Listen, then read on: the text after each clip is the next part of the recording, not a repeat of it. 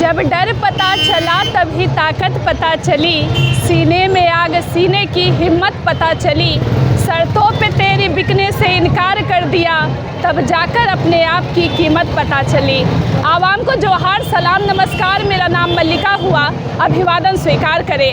दर्शकों, नगर निकाय चुनाव बेहद नज़दीक आ गई है और आज हमारे साथ धनबाद के विधायक राज सिन्हा जी जुड़ रहे हैं, लेकिन आज इनका अंदाज बहुत निराला है। धनबाद के विधायक है, राज्य के बेस्ट विधायक है, लेकिन एक आम कार्यकर्ता की तरह बैनर पोस्टर पैम्पलेट जो है उसको डिस्ट्रीब्यूट कर रहे हैं। विधायक जी बहुत स्वागत है। धन्यवाद। आप लोकप्रिय विधायक है, बेस्ट विधायक है, लेकिन आज एक आम कार्यकर्ता की तरह सभी को पोस्टर बैनर ये सब डिस्ट्रीब्यूट कर रहे हैं। कैसी फीलिंग है आज के? देखिए, मैं विधायक जरूर हूँ, लेकिन पहले मैं कार्यकर्ता हूँ जी। और हमेशा इस बात का ख्याल रखता हूँ कि जो लोग हमको वोट दे करके विधायक बनाए हैं उनकी चिंता करूँ जी। और इसलिए आज आवश्यकता है धनबाद नगर निगम के लिए कि एक अच्छा व्यक्ति जो है वो मेयर बने जी। ऐसा व्यक्ति मेयर बने जिसके पास एक सोच हो, जो पढ़ा लिखा हो, जो एनर्जेटिक हो, युवा हो, जिसके पास कोई भ्रष्टाचार का या कोई अपना पर्सनल कोई ईगो नहीं हो, जो घमंड में नहीं हो, जो बिल्कुल आम लोगों की तरह रहता हो, जहां आम लोग जिससे मिलने के जाने में घबराए नहीं, जो धनबाद के विकास के लिए निरंतर सोच रखे या चिंता करे, ऐसे व्यक्ति को यहाँ का मेयर बनाना है जी। और इसलिए मैं खुद, क्योंकि लोग मुझ पर भरोसा करते हैं, मुझे विश्वास है कि मैं जो कहूँगा तो लोग उसको 2 मिनट के लिए सोचेंगे कि नहीं, राज सिन्हा कह रहा है तो ज़रूर कुछ उसमें बात होगी जी। और इस बात की गारंटी के साथ मैं लोगों के बीच में उतरा हूँ, लोगों के विश्वास को, भरोसा को दिलाने के लिए कि जिस प्रकार से आप राज सिन्हा पर भरोसा करते हैं कि राज सिन्हा सीधा सरल आदमी है, लोगों के लिए हमेशा उपलब्ध है, कोई बड़ा लाम काफ नहीं है, तो बिल्कुल उसी प्रकार का व्यक्तित्व संजीव अग्रवाल का भी है और संजीव अग्रवाल को आप लोग मत दे करके मेयर बनाइए और फिर धनबाद के विकास की गारंटी हम लोग लेंगे। जीएमएम समर्थित भी मेयर प्रत्याशी हैं, बीजेपी समर्थित भी मेयर प्रत्याशी हैं, लेकिन आप एक विधायक होकर नामांकन से ही घंटों पैदल चल रहे हैं और आज भी आप यात्रा में लगे हुए हैं। इतनी ऊर्जा और साहस कैसे आती है सर? जनता का प्रेम विश्वास, अकेले तो मैं हूँ नहीं जी। लाखों लोगों का आशीर्वाद मेरे साथ है जी।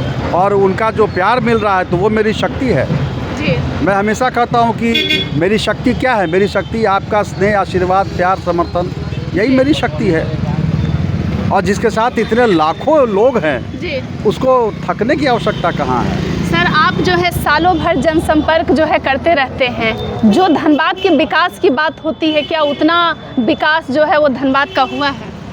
धनबाद का विकास हुआ, लेकिन जब भारतीय जनता पार्टी की सरकार थी, यहाँ रघुवर दास की सरकार थी जी। और केंद्र में मोदी जी की सरकार थी, तो उस समय बहुत विकास हुआ जी। यहाँ तक कि यहाँ हमने 40 वर्ष पुराना विश्वविद्यालय का मांग विश्वविद्यालय को धरातल पर उतार दिया जी। लेकिन जब से 6 साल में झारखंड मुक्ति मोर्चा और कांग्रेस की सरकार आई है, तब से धनबाद के साथ भेदभाव किया जा रहा है और इसीलिए आज धनबाद में और आवश्यक हो गया है जी। अति आवश्यक है यहाँ धनबाद के लिए कि यहाँ भारतीय जनता पार्टी का उम्मीदवार है वो मेयर बने जी। और फिर केंद्र सरकार और राज्य सरकार और यहाँ धनबाद का, ये दोनों मिलकर के फिर से एक बार धनबाद में विकास की गंगा बहाएंगे। सर आज तिलका मांझी जी की जयंती है, पंडित दीनदयाल उपाध्याय जी की पुण्यतिथि है, कैसे देखते हैं? क्योंकि इतने बड़े महामानव जिन्होंने बहुत संघर्ष किया और आज जिस तरीके से राज्य की स्थिति है उस पर क्या सोच? नहीं, ये तो बिल्कुल दीनदयाल जी की प्रेरणा से मैं चलता हूँ और मैंने हमेशा दीनदयाल जी के इस बात को याद रखता हूँ